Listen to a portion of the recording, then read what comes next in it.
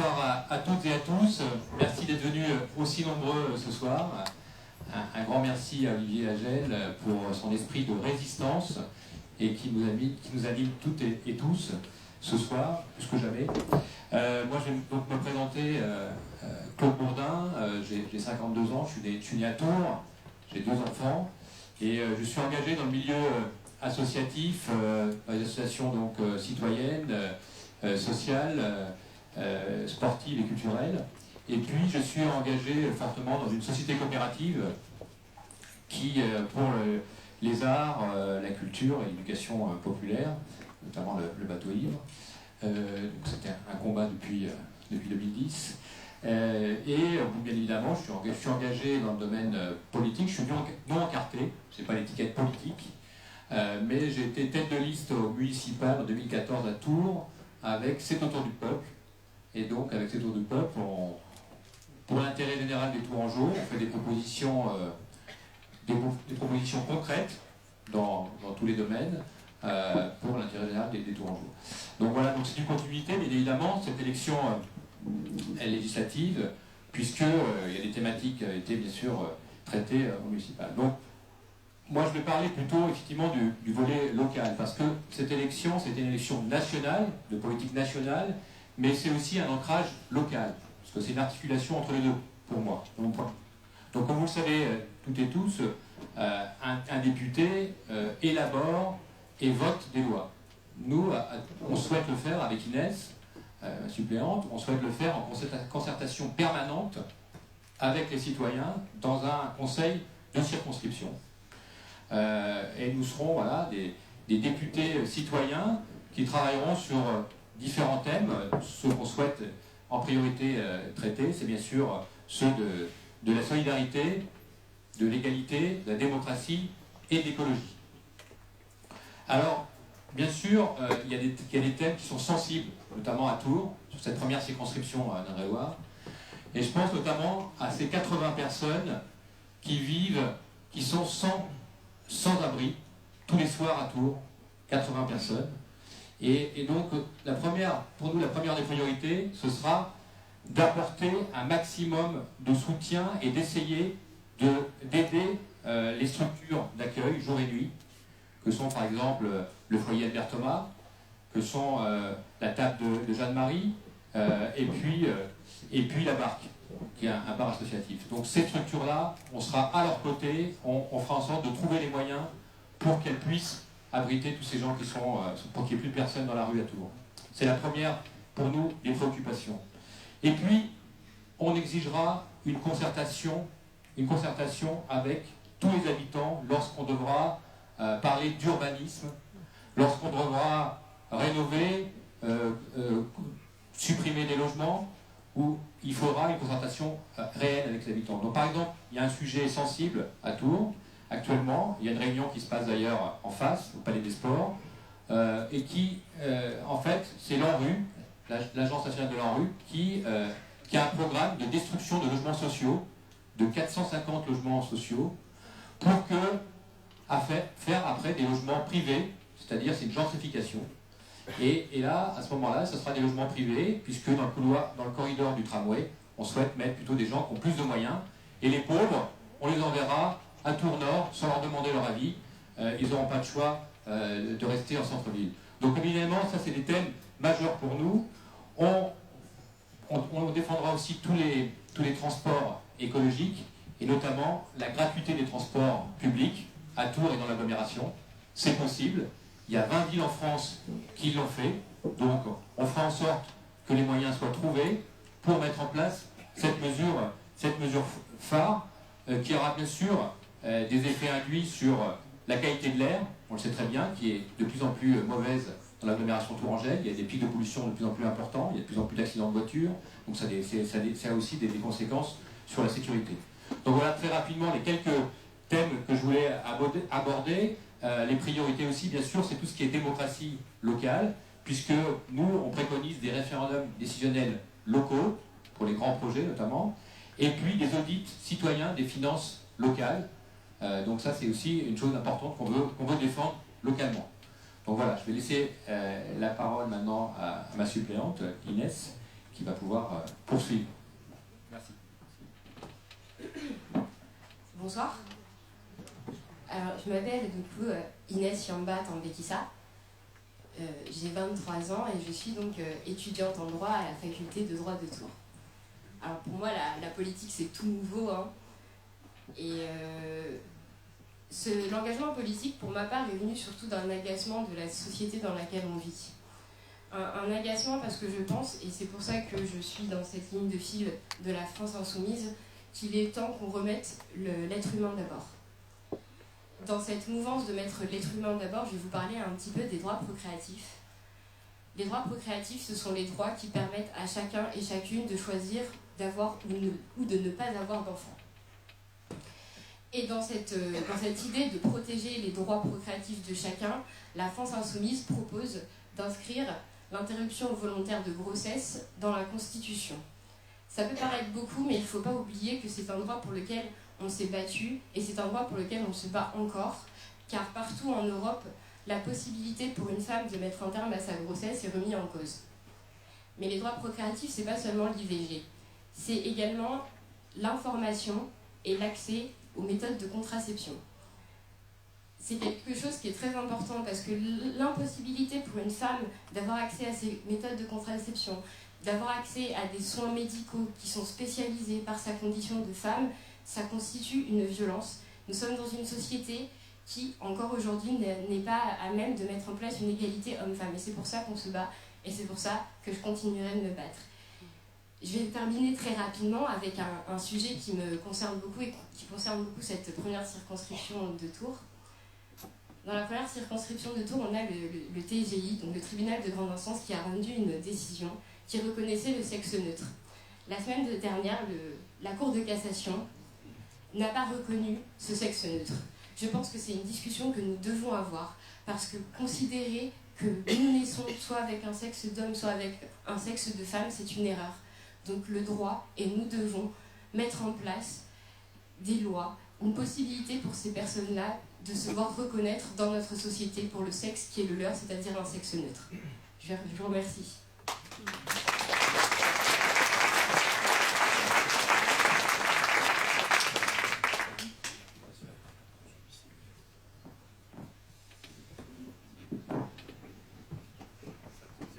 Non.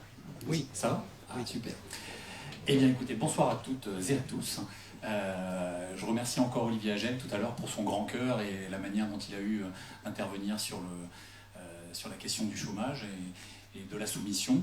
Alors, je m'appelle Frédéric Nobillo, donc je suis candidat titulaire sur la 2e circonscription d'Indre-et-Loire. Pour la situer, c'est Amboise, Montlouis, Vouvray, Rochecorbon, Château-Renaud, Bléré, cette partie-là du département, donc aux côtés de Isabelle qui se présentera tout à l'heure. Et j'ai 47 ans, j'ai été enseignant pendant une vingtaine d'années et aujourd'hui je suis commerçant depuis 2 ans. Quoi, voilà. Donc je me suis engagé dans la France insoumise à la suite de mon engagement au parti de gauche et du Front de gauche, parce que c'était pour moi une continuité politique assez logique. Alors pour des raisons diverses et variées qui sont liées à la manière dont le programme a été élaboré, notamment à partir de la plateforme Internet où des milliers de personnes ont pu participer et contribuer sur le plan politique. Donc ça, j'ai trouvé que sur le plan de la démocratie, c'était quand même vachement intéressant. Après, il y a eu une convention nationale où des gens ont été tirés au sort, 600 personnes qui ont arrêté ce programme définitivement, que Jean-Luc Mélenchon après a rédigé. Donc là, j'ai trouvé que c'est pareil, le processus démocratique sur le plan des idées était quand même intéressant. Et puis après, il y a le contenu, évidemment, bien sûr, moi qui me porte énormément depuis des années. Alors, ça n'arrive pas d'aujourd'hui, hein, c'est 100 ans d'histoire politique et sociale derrière nous, qui à un moment donné sont arrivés à la création de ce mouvement citoyen. Comme Jérémy en a parlé tout à l'heure, hein, c'est pas un parti politique, c'est un mouvement citoyen où tout le monde est bienvenu. Nous avons des insoumis de toutes les couleurs, encartés ou non. D'ailleurs, la plupart ne sont pas encartés. Et donc voilà, moi je me sens très très à l'aise dans ce type de mouvement. Alors je voulais simplement, pour ne pas prendre trop de temps, réagir par rapport à la conférence qui a eu lieu tout à l'heure, parce que les spécificités de nos territoires évidemment sont très diverses, mais en tant que futur député, je dirais, on défendra bien sûr l'ensemble des territoires, quels qu'ils soient, même si sur nos territoires on aura des choses à mettre en place. Je ne vais pas faire de redite parce que effectivement les assemblées citoyennes nous paraissent des moments incontournables de la démocratie locale, et je pense que ça, ce sont des choses qu'on aura à mettre en place. Mais je voudrais rebondir sur la dynamique qu'a lancé tout à l'heure Olivier Agel sur les chômeurs en miettes, hein, et donc de parler du programme en commun qui parle de création d'emplois et qui articule toutes ces idées environnementales, sociales, etc. sur la question de l'emploi. Alors, le programme a été chiffré et Jean-Luc Mélenchon et son équipe ont parlé de 100 millions d'euros d'investissement justement pour relancer l'emploi. C'est 100 milliards, pardon, excusez-moi, oh là là, si c'était 100 millions, mais ce serait génial, il n'y aurait plus de chômage dans ce pays. Donc pour ces 100 milliards d'investissement, donc effectivement on ferait dans ce cas-là appel à l'emprunt, il y aurait une banque publique d'investissement qui emprunterait directement à la Banque Centrale Européenne. Ça c'est une question majeure de la campagne. Redéfinir le rôle de la Banque Centrale Européenne, qui aujourd'hui ne prête pas aux États, hein, prête aux banques, et puis on doit emprunter aux banques. Donc voilà, ça c'est un sujet majeur, mais comment à partir de là, dans ce plan d'investissement, rebooster notre économie nationale, quoi. Alors lui, il a dressé deux thèmes, l'urgence écologique et l'urgence sociale. 50 milliards pour l'urgence écologique. Dedans, il y a le plan des énergies renouvelables, donc là qui est massivement, on peut arriver effectivement en 2050 à 100% d'énergie renouvelable. On sait que là, il y a matière à créer de l'emploi. Il faut démonter les centrales nucléaires, il faut recréer des centrales énergétiques de type biomasse, de type centrales solaires, etc., etc. Il y a 20 milliards aussi qui sont consacrés à la rénovation thermique des bâtiments. On sait que notre parc immobilier en France, qui a été construit essentiellement dans les années 70-80, selon des normes totalement obsolètes aujourd'hui, a besoin d'être rénové complètement, isolé à la laine de verre, enfin je veux dire en parpaing, en béton, etc., quoi. Donc là aujourd'hui on a des ingénieurs qui savent faire. Il y a énormément de boulot là, qui peuvent être consacrés à ces questions-là. Et aussi il propose 5 milliards dans les transports publics et l'agriculture paysanne. Voilà, donc là on sait qu'à la fois on crée de l'emploi, à la fois on lutte contre l'environnement et on redonne du pouvoir d'achat aux citoyens, quoi. Donc vous voyez, sur cette seule question-là, sur ce plan d'investissement, on a au moins ces trois questions-là qui peuvent être réglées. On parle aussi d'urgence sociale, il y a du logement social, on en manque. Sur une ville comme Tours, je ne sais pas, je crois qu'on est encore à 5 ou 6 000 demandes qui ne sont pas satisfaites, merci. Et puis partout en France, hein, notamment dans la région parisienne où c'est beaucoup plus compliqué, où le prix du logement est vraiment prohibitif, hein, et le logement social aussi, bien sûr. On a aussi des places de crèche, on a aussi besoin de reconstruire des EHPAD, de travailler sur l'accessibilité aux handicapés. Donc on répond à l'urgence sociale tout en créant de l'emploi. Voilà à quoi ce plan d'investissement va servir. Puis évidemment, après, on parle aussi de 420 000 emplois dans l'éducation, 440 000 emplois aidés pour les jeunes, des emplois coopératifs, etc., etc. Donc, la question cruciale, et c'est comme ça qu'on nous interroge régulièrement quand on traque sur les marchés, quand on discute avec les gens, c'est la question de l'emploi. Aujourd'hui, on est plus riche que jamais. On n'a jamais été aussi riche dans ce pays. Le PIB a explosé ces 50 dernières années. Comment se fait-il qu'on ait autant de gens précaires, autant de gens au chômage, autant de gens pauvres, et qu'on ait autant de millionnaires dans ce pays? Voilà. Donc le sens de mon engagement se situe à ce niveau-là. Merci.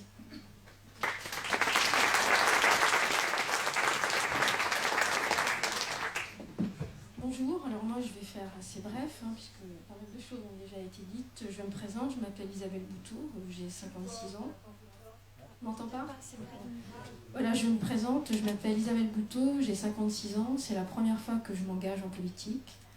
Je l'ai fait pour sortir de la soumission qu'on vous impose depuis un certain nombre d'années.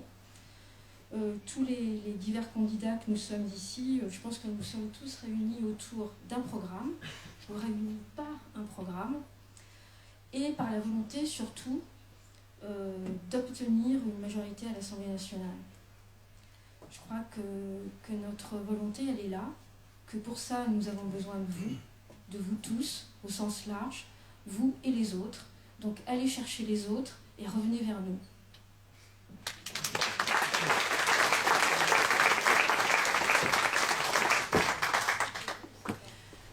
Bonsoir, je suis Sylvie Adolphe. Je me présente pour les législatives dans la 3e circonscription d'Indre-et-Loire, qui englobe une partie de l'agglomération qui va donc de Saint-Avertin, Saint-Pierre, Chambray et qui couvre tout le Lochois jusque le sud, donc un très vaste territoire. J'ai 51 ans et je suis installée dans l'Auchois depuis à peu près 25 ans. Je travaille en bibliothèque. Donc, je me suis beaucoup investie dans le milieu associatif, dans un centre de loisirs, dans un jardin partagé, une librairie associative. Et ça me permet vraiment de me rendre compte de la diversité et du potentiel de la richesse de notre société. Ça, c'était mon premier type d'engagement. Mais je me suis aussi engagée de façon plus politique donc faisant partie du parti de gauche et puis de syndicats parce que je m'aperçois qu'il y a vraiment une dégradation des conditions de travail. Et voilà, le slogan des jeunes dans la misère, des vieux dans la galère, c'est vraiment un constat qui, on l'a entendu tout à l'heure avec ce témoignage d'Olivier, c'est vraiment très poignant et révoltant. Voilà, donc moi je pense qu'il y a effectivement des choses à faire, hein, donc c'est pour ça que je m'engage sur un mandat national pour que Macron ne fasse pas sa loi, hein, et qu'on préserve un modèle social et puis tout l'aspect aussi environnemental. Le programme écologiste est vraiment très bien développé dans le programme de l'avenir en commun, donc moi je souhaite le soutenir.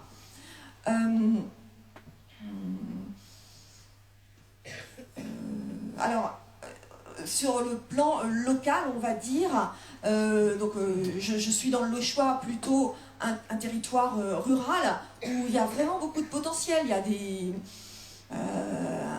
un territoire riche sur le plan naturel, avec des possibilités de culture. Bon.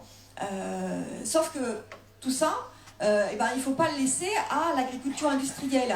On a vu par exemple des projets, que ce soit à Mont ou à Preuilly-sur-Claise, de fermes-usines. Et donc voilà, il faut proposer, soutenir plutôt, être interventionniste pour défendre une agriculture paysanne par le biais notamment des aides qui peuvent être accordées, mais aussi des débouchés que la restauration collective prenne. Des produits issus de cette agriculture paysanne ou en tout cas à taille humaine et en revanche s'opposer au projet d'agriculture industrielle. Sur cette circonscription, ce qui est vraiment aussi un objectif, c'est de défendre les services publics, notamment évidemment la poste, mais alors la santé. Il est évident que nous, la santé, ça va être un sujet que l'on va traiter, du fait notamment de la candidature de Marisol Touraine, hein. Et on veut vraiment mettre bien en évidence le bilan de son action et puis de tout ce qui a été fait même avant elle, mais qu'elle a poursuivi, et rappeler combien il est important qu'il y ait une présence médicale de services de santé sur tout le territoire, et que alors les grands projets, là, par exemple celui qui concerne l'hôpital, le CHU de Tours, soient revus parce que il prévoit quand même 400 suppressions de postes et autour de 300 lits. Donc voilà, c'est un peu partout en France, il y a ces grands projets pharaoniques d'hôpitaux avec des partenariats publics-privés, au passage. Donc sur le plan de la gestion, c'est même la Cour des comptes critique ce mode de fonctionnement. Donc voilà, il faut faire des propositions qui permettent de maintenir tous ces services publics et qui bénéficient à l'économie de façon générale, pour que les entreprises s'installent et vivent un peu partout dans le territoire. Eh bien, il faut une présence publique. Voilà. Donc moi, ce sera plutôt la couverture rurale, et puis j'ai la chance d'avoir un suppléant, Jean-Marie, qui va se présenter, donc voilà, qui est plutôt dans l'agglomération. Voilà. Merci.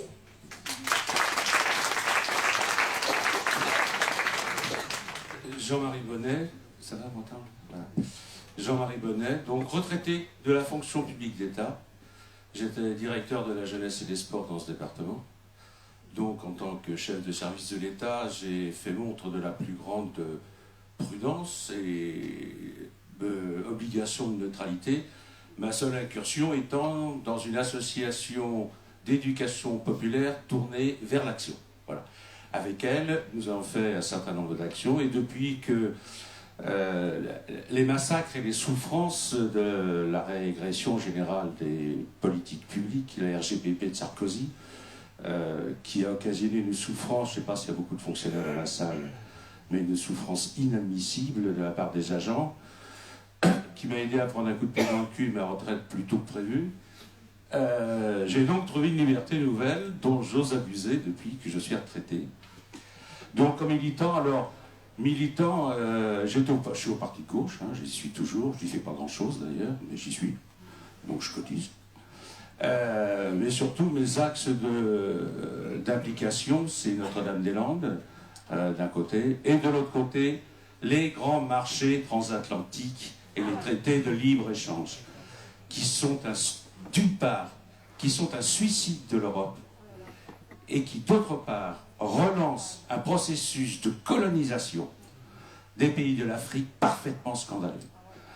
Dans 20 ans, quand on nous dira « regardez ce qu'il en est », on aura de quoi se morfondre. Et alors là, je peux vous dire que l'immigration, ça va y aller. Parce qu'on recommence une colonisation outrancière, inimaginable. Personne n'en parle. Je vous rassure, personne n'en parle. Et les grands marchés, les grands traités transatlantiques, alors le CETA, dont on parle avec le Canada, le TAFTA, le TIPP, le GEFTA, c'est nouveau, ça vient de sortir, c'est avec le Japon. Donc la planète entière va faire du libre-échange. Et je vous rappelle que le libre-échange, c'est pas les choses cochonnes auxquelles on pense souvent. Le libre-échange, c'est supprimer toutes les règles qui empêchent de faire du profit. Les règles qui empêchent du profit sont grand 1. Macron a commencé d'ailleurs, il est en avance ce type. Le code du travail, le code de l'environnement, le code de la consommation, tout ce qui nous protège. Tout ce qui nous protège, qu'ils appellent, comment ils appellent ça? Ils ont un langage à eux, les gars. Les choix individuels. C'est plus des lois, c'est préférences collectives. Voilà. Donc si on a des préférences collectives, vous marquerez d'un côté le libre-échange, ça s'impose, c'est riche. Préférences collectives, notre système de sécurité sociale, préférences collectives. Gadget, quoi. On peut préférer autre chose aussi, quand même. Donc, voilà. Donc il y a eu ça comme investissement, et puis donc Notre-Dame-des-Landes avec alors Notre-Dame-des-Landes, c'est extraordinaire, je veux dire, c'est un foyer de manifestations, vraiment de vie, on y retrouve tout, on y retrouve Alternativa, etc. Et donc à fréquenter ces gens-là et la Confédération Paysanne, je me suis rendu compte quand même que le monde était fini, comme disait Paul Valéry, mais pour de vrai, là. C'est pas le monde intellectuel, c'est le monde où on mange. Et les comportements des collectivités et des États m'ont semblé... je veux dire, c'est ahurissant, c'est la négation de l'intelligence, quoi. C'est pas possible. Sauf à vouloir gagner tout de suite, ça s'appelle le capitalisme, on ne peut pas se comporter comme ça quand on est un homme. Surtout qu'on fait des beaux discours, quoi. Et donc, tout naturellement, entre une préoccupation sociale d'un côté, une préoccupation écologique de l'autre, je pouvais rencontrer que Jean-Luc Mélenchon, qui en plus parle très bien, et un excellent programme qui a été élaboré démocratiquement. Donc, je me suis proposé pour concourir à cette noble fonction de député, suppléant, comme dirait mon général, pas 68 ans, que j'ai commencé une carrière de dictateur. Je dis ça pour les plus anciens qui connaissent l'histoire de la 5e République. Mais alors, ce qu'il y a de très intéressant, bon alors, ça va être dur dans la 3e circonscription. Je vous le dis, si vous avez des copains qui y habitent, dites-leur, il va y avoir 14 listes.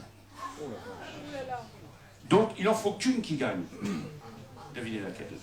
Voilà. Et alors, surtout, qu'il y a une chose qui va être très intéressante. C'est que nous avons Madame Marisol Touraine, dont à propos de laquelle je disais tout à l'heure que 86% des personnels de santé sont mécontents. Balèze. Mais Marisol Touraine, on a regardé les actualités, Macron ne met pas de candidat en face. Comme pour Valls, hein. Voilà. Ben, pour l'instant, il n'y en a pas. Elle est comme Marine. Qu'est-ce que ça veut dire? Voilà sous la pierre une macronite qui s'ignore. Ce qui veut dire qu'en vrai, n'est-ce pas, la seule opposition qu'il y aura à ce gouvernement, ça sera la France insoumise. Parce que regardez bien ce que fait la télé à l'heure actuelle. Ils nous disent, on va gouverner par ordonnance ou 49.3. Oubliant totalement de dire que ni l'un ni l'autre ne sont possibles sans la volonté du Parlement. Je résume. L'article 38 de la Constitution prévoit une délégation législative. C'est-à-dire qu'il faut que le Parlement dise oui à un certain nombre sur des motifs limités pour une durée limitée et après valide les lois qui ont été décidées. Donc si le Parlement n'est pas couché, il peut résister. Et alors l'article 49.3 qu'on nous présente comme étant fatal, il n'est pas fatal. Il est fatal si jamais l'Assemblée est couchée là aussi, parce que l'Assemblée, l'article 49.3, c'est le gouvernement qui dit « j'engage ma responsabilité ». Le Parlement a une possibilité, il dit « tire-toi ou reste ». Donc s'il se couche, il reste, sinon il dit « tire-toi », le président de la République est obligé de changer de gouvernement. Réaction, il nomme un nouveau Premier ministre, ou s'il veut faire le cake, il refait des élections. Pour dire, il ne va pas les faire tout de suite, les autres élections législatives. Donc il nous faut absolument, c'est pas les mecs des Républicains ou les mecs du Parti Socialiste qui vont résister à Macron, sont tous en train de le lécher, en fait, courir après. Donc je crois absolument qu'il faut que vous le disiez autour de vous, et que vous soyez convaincus que la seule force de résistance, d'ailleurs c'est notre cri de ralliement, vous savez que, contrairement à ce que disent les gens, ils disent que Mélenchon a la grosse tête, c'est pas vrai, il veut pas qu'on crie Mélenchon à ses meetings, il veut qu'on crie résistance. Et lui-même nous a dit une fois, je trouve ça extraordinaire, il a dit quelle était la limite à l'exploitation. Ah, alors il y en a qui ont dit qu'on est mort, c'est vrai. Eh ben non, la limite à l'exploitation, c'est la résistance. Donc je vous invite à résister avec nous en votant pour nous.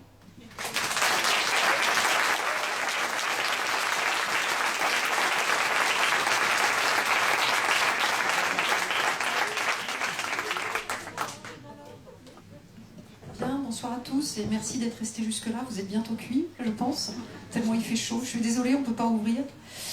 Alors voilà, je me présente, je suis Nadia Vezin. Je me présente en tant que candidate titulaire pour la 4e circonscription. J'ai 47 ans, je suis mariée, j'ai 2 grands-enfants. Je suis complètement novice en politique, je me suis encartée nulle part. J'ai été longtemps syndiquée, je le suis toujours d'ailleurs, à la CGT, là où je travaille. Je suis donc conseillère à l'emploi, donc je connais un peu le sujet dont on a parlé tout à l'heure. C'est un poste qui me permet de voir énormément de gens de toutes conditions, de toute nature, on va dire. C'est un métier très très humain. Et ça tombe bien puisque pour moi, les choses qui m'ont amené à suivre la France Insoumise, et Jean-Luc Mélenchon avant ça, c'est son slogan « L'humain d'abord ». Parce que moi je pense que tout ça, les choses sont, comment dire, le point de départ doit être l'humain. Tout le reste est à son service, à l'évolution, bien sûr avec la règle verte qui est son pendant en fait. Hein. C'est-à-dire qu'avec ces 2 règles, la règle verte et l'humain d'abord, je crois qu'on peut déjà faire beaucoup de choses. Le programme est trop fourni et on en a déjà beaucoup parlé jusque-là, donc je ne vais pas forcément me lancer là-dessus. La circonscription, quand même, que je dise un petit peu d'où elle part et où elle va. dans les deux sens. Elle va de Joué-les-Tours au nord jusqu'à Richelieu au sud, en passant par Azay-le-Rideau. Voilà. Donc il y a du rural, plutôt représenté par Dominique, mon suppléant, mon remplaçant qui va se présenter. Et puis moi j'habite à Joué-les-Tours, donc vraiment au cœur, en ville, puisque certains le savent, Joué-les-Tours est très étendu, donc il y a des coins de campagne aussi. Moi j'habite plutôt Joué-les-Tours ville. Voilà, mon engagement pour être députée, c'est appliquer le programme national. Évidemment qu'il y a des spécificités sur les circonscriptions et il y a certaines personnes qui sont, on va dire, en action depuis plus longtemps que moi et qui se sont bien intéressées à cela. C'est vrai qu'il y a des problématiques locales. Alors par exemple, je pense au déménagement de Primagaz à Druy, par exemple, c'est une problématique locale. Je pense à la centrale de Chinon, puisque dans le programme, il va falloir penser à en faire autre chose. Et ce genre de choses qui sont quand même assez importants et assez prégnants, surtout au regard du programme. Mais c'est d'abord un programme national. C'est d'abord comme ça que je le vois, puisque c'est une élection, pour moi, nationale, même si on garde évidemment ses racines locales, et c'est ça qui fait notre force.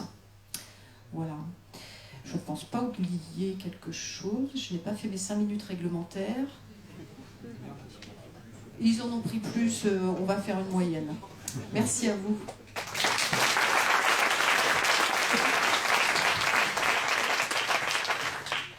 Non, t'as pas été nul.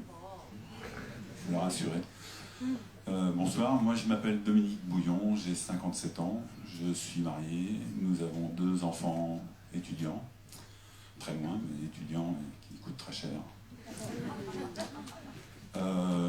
Dans ma vie, j'ai jamais vraiment fait de la politique, j'en ai fait toute ma vie, mais plutôt comme colleur d'affiches que dans les... J'ai un problème avec les appareils, je sais pas pourquoi, j'ai jamais réussi à m'intégrer dans aucun parti. Il y a des choses qui se passent dans ces trucs-là qui ne me plaisent pas. Par contre, j'ai eu un gros engagement associatif depuis tout le temps, que ce soit sportif, culturel, humanitaire aussi, plutôt sur l'Amérique du Sud, mais bon, j'ai fait pas mal de choses. Côté professionnel, comme tous les gens qui ne veulent pas quitter leur petit coin de province et qui n'ont pas d'appétence particulière chez nous pour le nucléaire, j'ai fait plein de petits boulots pour arriver à vivre, donc BTP, agricole, etc., etc. Et puis j'ai fini par tomber dans le nucléaire quand même au bout de 15 ans. Donc j'ai été décontamineur, c'est les gens qu'on appelle les nomades du nucléaire, et qui se promènent de centrale en centrale pour nettoyer toutes les saloperies qui sont dedans, quoi. Et puis j'ai monté une entreprise au bout de... Enfin, quand j'ai fait un peu le tour de cette expérience, c'est-à-dire au bout de 3 mois, j'ai monté... Ah, ça a été assez vite, hein. Après, je devenais négrier, parce qu'après, je devais devenir chef d'équipe, et là, c'est insupportable, donc j'ai créé une entreprise il y a 20 ans qui s'appelle ASCA, qui travaille dans le nucléaire, mais qui travaille plus sur l'aspect confinement des produits, et qui travaille beaucoup dans le démantèlement. Donc je dis à chaque fois en rigolant, le programme de Mélenchon est super, parce qu'il faut tout fermer, et la boîte va bosser à la fin. Donc cette entreprise, je l'ai développée pendant une vingtaine d'années, et je l'ai cédée aux salariés au mois de décembre dernier, c'est-à-dire qu'ils ont monté une SCOP, il y a 27 salariés qui ont repris l'entreprise, on était 35. Donc ça s'est fait au mois de décembre, donc là je suis un pré-retraité, j'ai toujours 2-3 petites boutiques à tenir, mais je suis pré-retraité, et c'est pour ça que j'ai un peu de temps à consacrer à la politique, et c'est pour ça que je me suis proposé de m'engager dans le combat avec la France Insoumise.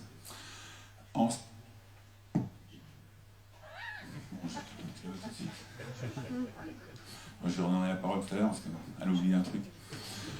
Donc en ce qui concerne la campagne à venir, il y a 2 choses qui m'intéressent particulièrement. Donc évidemment, il y a un travail que j'ai bien intention de faire sur le sud de la Circo, puisque comme ça a été dit, tout le Richet, tous les petits villages autour de Sainte-Maure, ce sont des nids du FN, on sait pourquoi, hein. C'est-à-dire que c'est des bleds, quand vous les traversez, il n'y a plus de poste, il n'y a même plus de bistrot souvent, donc c'est la désertification totale. Donc j'ai bien l'intention de m'y atteler avec les gens de Chinon.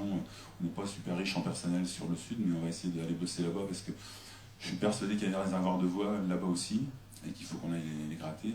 Et puis le deuxième thème qui, moi, me tient à cœur, évidemment, c'est la centrale, c'est le nucléaire, parce que ça fait partie, évidemment, du programme de la France Insoumise. Mais je pense qu'il y a eu beaucoup de bêtises dites sur les potentialités en ce qui concerne le démantèlement. Le démantèlement, ça ne fait pas travailler beaucoup de monde, c'est un peu illusoire. Et je pense qu'il faut... Mais par contre, les gens d'EDF commencent, mais les copains d'EDF qu'on a, qui sont venus, on a fait une réunion à Chinon sur le thème, Les gens d'EDF qui viennent ont parfaitement intégré que de toute façon, la sortie du nucléaire, c'est inéluctable et ça se ferait. Donc bah, évidemment, ils traînent un peu des pieds parce que ça leur fait mal, quoi. Ils aiment leur outil de travail aussi, il faut le reconnaître. Mais bon, ça commence à s'intégrer et je pense qu'ils sont conscients qu'il faut vraiment planifier ce truc-là, de façon à ce que ça se passe dans la façon la moins douloureuse possible. Mais il y a un aspect qu'il faut qu'on travaille vraiment beaucoup, c'est par rapport au territoire, parce que les 1500 emplois qui vont être détruits, ben, il va falloir les compenser, sinon c'est toute la région de Chinon qui va se retrouver dans une détresse totale. Il y a quand même 1500 personnes qui bossent en permanence sur le site. C'est pas une petite paille sur un territoire comme le Chinonais. Voilà les deux thèmes sur lesquels moi je compte travailler, puisque les gens sont réceptifs à ça. De toute façon, il n'y a plus les blocages qu'il y avait auparavant, à part quelques communistes qui sont encore un peu coincés. On les travaille au corps. Voilà.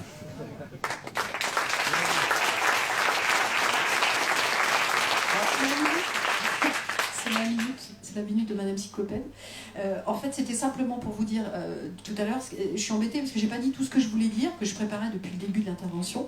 C'est vrai que le fait de faire de la politique, parce qu'il faut bien dire le mot, c'est quelque chose qui est pas facile pour quelqu'un issu de la société civile. Et justement, c'est une des choses que je porterai si je suis élue, c'est de faciliter l'accès à la vie politique pour le citoyen lambda.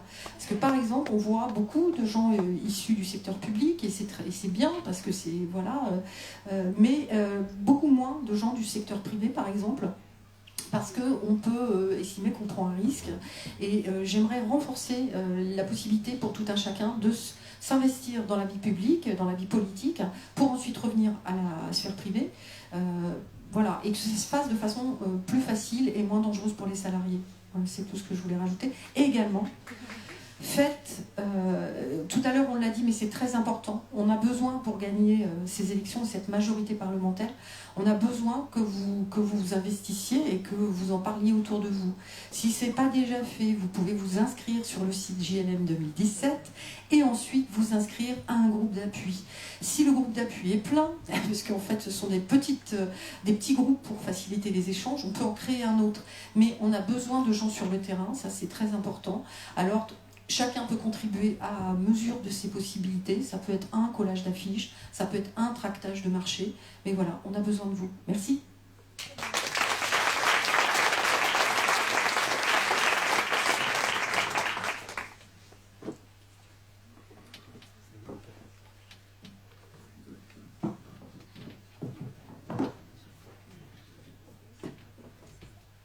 Bonsoir. Donc, je m'appelle Constance Ascar, je suis candidate sur la 5e circonscription. Voilà, je suis enseignante et puis j'avais jamais fait de politique avant. Ça me mettait en colère et un jour, voilà, j'en ai eu marre d'être grognon dans mon coin et j'ai eu envie de surmonter ce sentiment d'impuissance. Voilà, donc je me suis engagée. À titre personnel, mais pour mes enfants et puis aussi pour tous les enfants en fait. Pourquoi pour tous les enfants? Parce que on peut plus fermer les yeux sur les changements environnementaux dont on parle peu par rapport à l'importance que ça a et que ça va avoir très très prochainement. Voilà, je vais vous parler juste de la 6e extinction de l'espèce, dont on parle quand même assez peu en ce moment. Je ne sais pas parmi vous s'il y en a qui sont au courant de la 6e extinction de l'espèce animale. C'est-à-dire qu'à l'échelle géologique, on arrive dans une période où il va y avoir une couche géologique qui va marquer un passage en fait entre avant nous il y aura des fossiles d'espèces animales et après nous, après cette couche de je sais pas quoi d'ailleurs, sûrement beaucoup de pétrole et de nucléaire, il y aura 2 fois moins voire encore moins de fossiles animaux. Voilà, cette période-là, on entre officiellement, les géologues l'appellent l'Anthropocène. Voilà, il y a aussi le réchauffement climatique, c'est-à-dire que le palier des 1,5 degrés qu'on avait fixé de ne pas dépasser à la COP 21, non seulement on sait qu'en fait c'était déjà trop élevé pour qu'on puisse vraiment avoir connaissance de l'impact que ça va avoir sur notre environnement, mais en plus, là on se dirige allègrement vers les 2 degrés, voire plus. Bon. Je voudrais pas être pessimiste. Ça c'est un constat. On est dans le bateau, on va y aller et même peut-être que c'est l'occasion voilà, on est à une période historique et c'est aussi une super occasion en fait pour prendre les choses en main, pour justement agir. On parlait de notre marge de manœuvre tout à l'heure, pour prendre part en fait à cette période historique. Donc c'est plutôt un beau défi en fait. C'est assez incroyable ce qui est en train de se passer. Donc il faut le prendre positivement. D'abord, comment on peut le prendre positivement? On peut changer nos comportements, ça va commencer par là, je pense que ça ne peut pas venir d'en haut, il faut qu'on ait tous conscience et qu'on change tous nos comportements par rapport à l'écologie et à l'environnement. Dans le programme de la France Insoumise, dans l'avenir en commun, il y avait des points qui me paraissent très intéressants au niveau environnemental, c'est-à-dire d'investir de l'argent public pour sauver la planète tout en créant des emplois. Voilà, c'est tout bête, mais n'empêche que c'est dit, c'est écrit et c'est réfléchi. Il y a le fait de relancer l'économie pour développer les filières d'énergie renouvelable. Et puis d'inscrire la règle verte dans la Constitution. La règle verte, donc c'est on ne prend pas plus à la nature que ce que la nature peut renouveler. Ça paraît absolument une question de bon sens. Voilà. Mais on en est très très loin. Voilà, bon, toutes ces mesures que je vous décris là, c'est pas du tout la magie du marché, ni la signature du CETA qui vont pouvoir régler ces problématiques.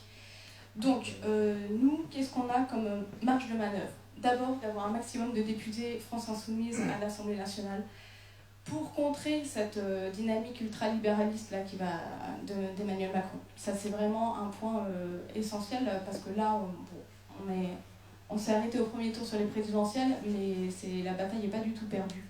La bataille, c'est maintenant, en fait. Voilà, donc pour contrer cet ultralibéralisme, on aura deux leviers d'action. Le premier, c'est d'abord, évidemment, de contrer les lois en cours, là, sur la simplification du Code du travail, sur les guerres contre les acquis sociaux du pays, sans compter que c'est des lois qui, au niveau écologique, sont assez farfelues. Et puis notre deuxième levier d'action, ce sera aussi de proposer des lois qui sont beaucoup plus respectueuses de l'humain, de l'environnement et de la société. Voilà. Et donc il y a un terme que j'ai bien aimé là, que Jean-Luc Mélenchon a dit il y a quelques jours, c'est un humanisme social et écologique. Voilà. Et ça, c'est absolument nécessaire. On ne pourra pas faire sans. Et je vous invite à le prendre de façon très positive parce qu'on est à un moment charnière. Donc là, je pense qu'on est tous là pour représenter ce changement et porter cette nouvelle ère.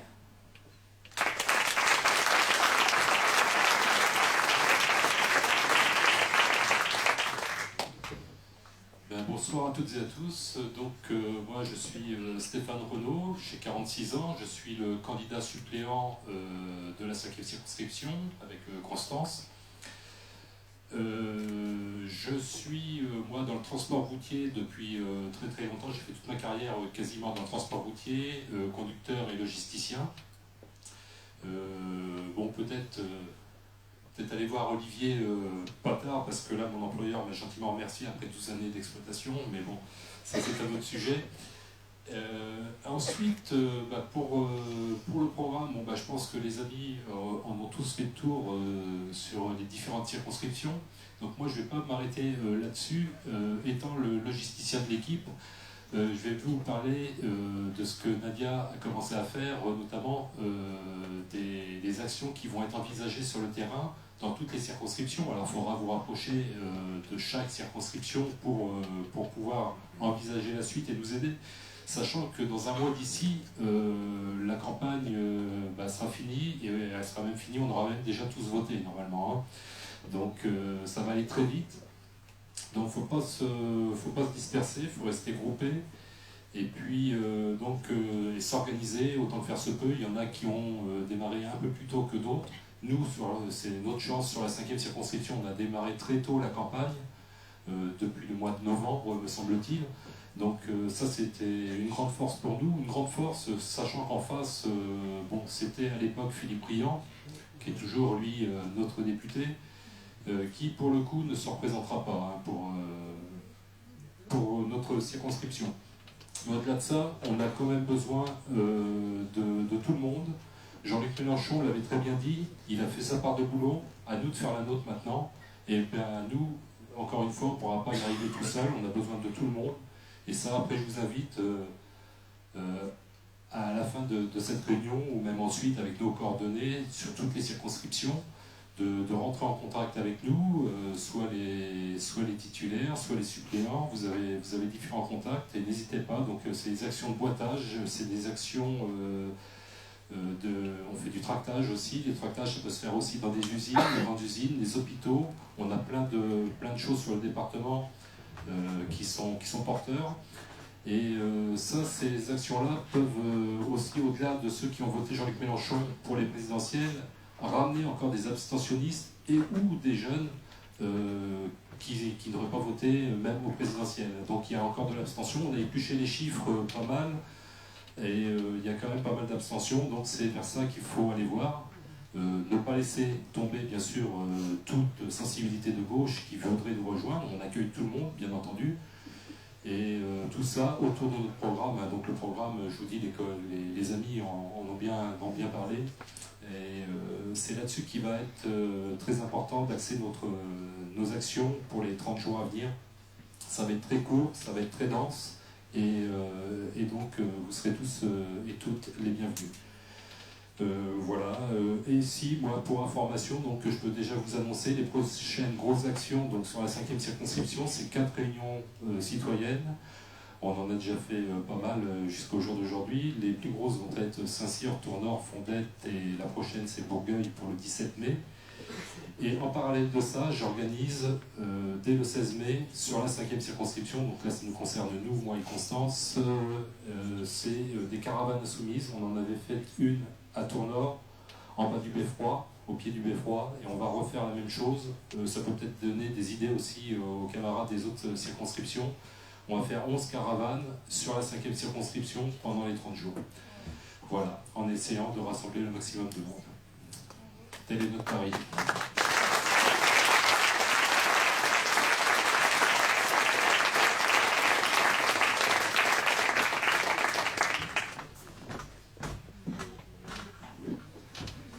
J'espère que vous avez été convaincus et intéressés par nos candidats locaux, les différentes propositions qu'ils ont pu porter. On voit que chacun a apporté, de par son expérience et son histoire, mis en avant des points d'intérêt du programme ou des points particuliers sur leur circonscription. Donc, comme ça a été fait par Stéphane, je vous invite à laisser vos noms à la fin si vous voulez participer aux différentes actions qui vont être données et à rejoindre des groupes d'appui locaux. Donc maintenant, on va passer à une séance de questions. Donc allez-y, si vous avez des questions pour nos candidats, faites-nous signe. Merci. Ça peut être sur le programme, la campagne, les actions à venir, n'hésitez pas.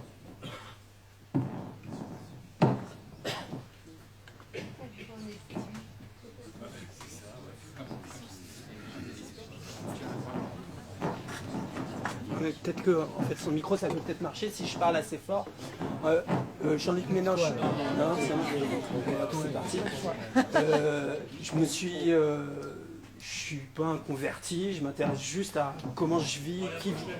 Oh, d'accord, ok, ben, je vais être obligé. Je m'intéresse juste à qui vit autour de moi et comment je vis avec ces gens-là. Et c'est aussi l'environnement.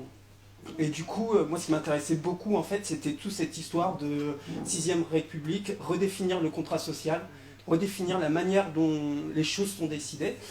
Aujourd'hui que le président a été élu, qu'il a une grande part dans cette démarche-là, vis-à-vis de la Constitution dans laquelle on vit, comment est-ce que c'est quelque chose qui va être abandonné, ou quelle est si vous avez la majorité, comment va être repensée cette façon de revivre ensemble, le fait que les règles soient changées.